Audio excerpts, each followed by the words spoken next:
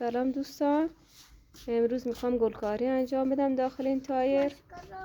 این تایرم رو کاشی گذاشته شده. بعد از یک پلاستیک زباله استفاده میکنم، زیرش قرار میدم. بعد حالا شما نگاه کنید به چه صورت. این پلاستیک رو میذارم داخل این تایر.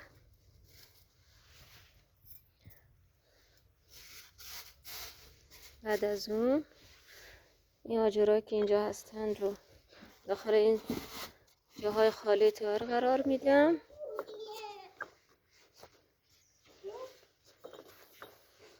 به این صورت کل این دور تا دور این تایر رو با آجر پر میکنم. قسمت های که پلاستیک گذاشتم و یکم قیچی میزنم، سوراخ میکنم که آب ازش یکم رد بشه. بعد توش خاک میریزم. مراحل بعدی رو بهتون نشون میدم.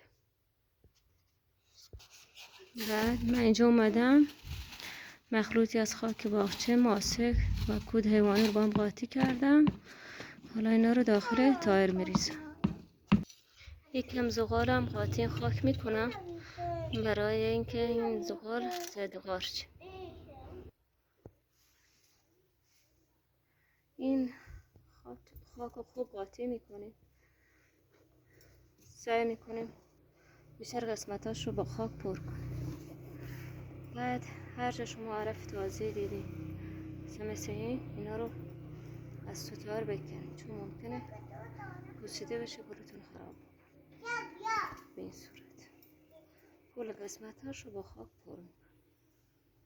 من اینجا از ماسه، کود حیوانی و خاک باغچه استفاده. شما میتونید از خاک باغچه هم با کود حیوانی هم استفاده کنید.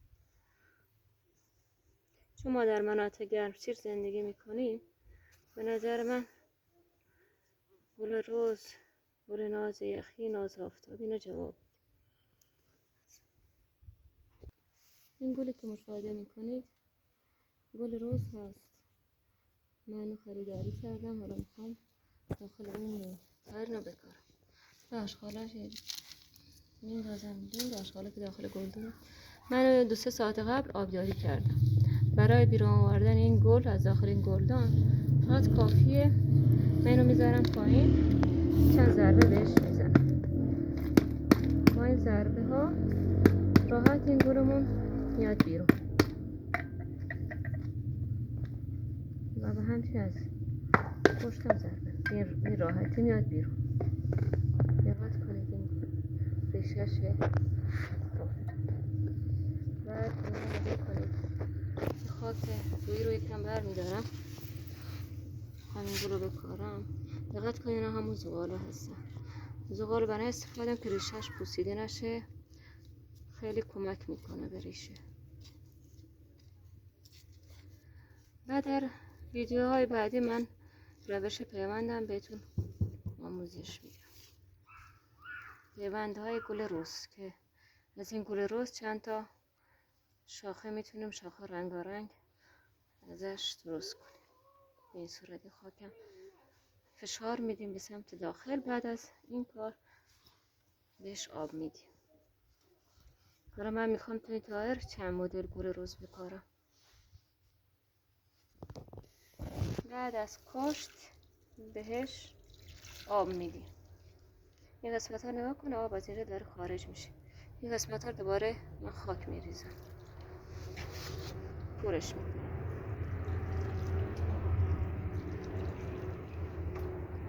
حتما آبیاری انجام میدیم. این گل زیبامون رو شاده کنید. این گلایی هم که خوش شده من بعدا اینا رو از اینجا قیچی میکنم، چون گل منو خراب میکنه.